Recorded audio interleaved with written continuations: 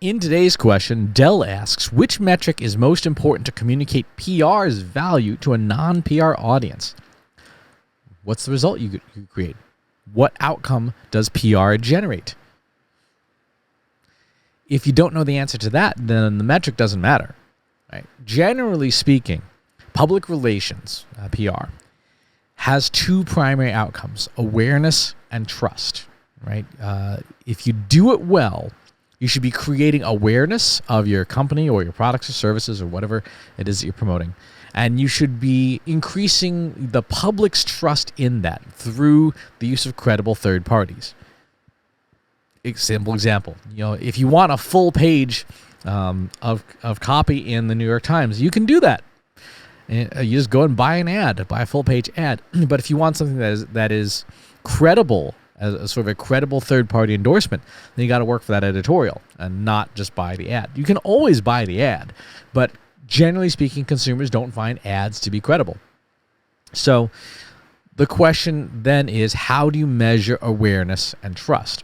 Trust is something that is measurable mainly through market research, asking consumers, anything like an NPS question. What is your intent to recommend Left-Handed Smoke Shifters Incorporated in the next 90 days to a family or friend, right? And if the answer is always never, then you've got a trust problem, right? If people are just unwilling to recommend you to family and friends, there's a problem.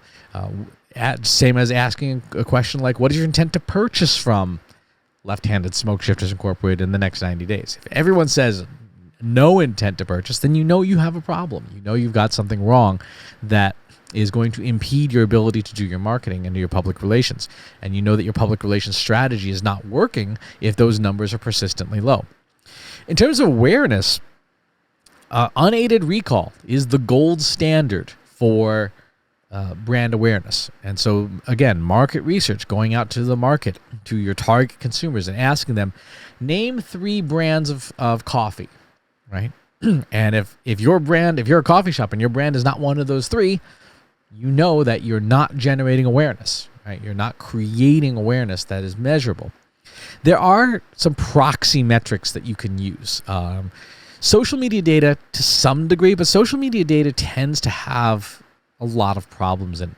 The better source of data as a proxy is organic search, particularly branded organic search. How many people search for your brand name by name every month? For example, how many people search for Trust Insights, right, every month? If the answer is 0, if no one ever searches for you by name, then you've got an awareness problem because people don't know to ask for you by name. So branded organic search is, I think, one of the most important and overlooked metrics in public relations. It's something that certainly people don't spend enough time on.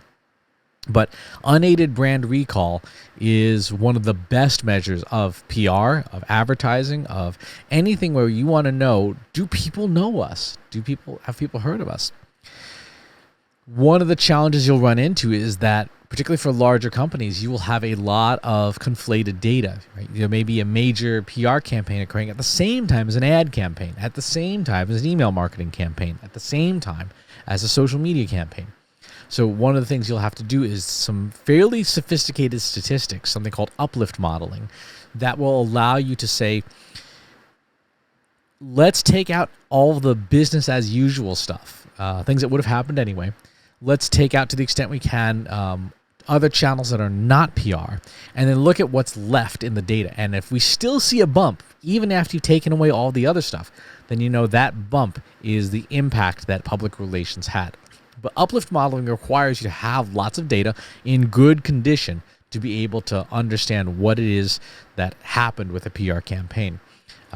That said, if numbers like branded organic search or unaided recall or whatever are 0, for sure PR isn't working. PR is not providing any value. So those would be the places that I would start. The measurement of PR and communicating the value of PR is very challenging because in a lot of cases you have to do some fairly sophisticated mathematics, and most public relations professionals, not all, but most, are not mathematically inclined to things like advanced statistics, linear algebra, calculus, things that you need to have tools at least that can do that kind of mathematics. But That's how you prove the value of PR, particularly to a non-PR audience, using those uplift models to be able to say, yes, we increased brand awareness by X%, which should yield X amount of revenue. That's going to be music to a CFO's ears, but you've got to work really hard to get to that point in your data. So, good question, challenging question, but worth pursuing. If you like this video, go ahead and hit that subscribe button.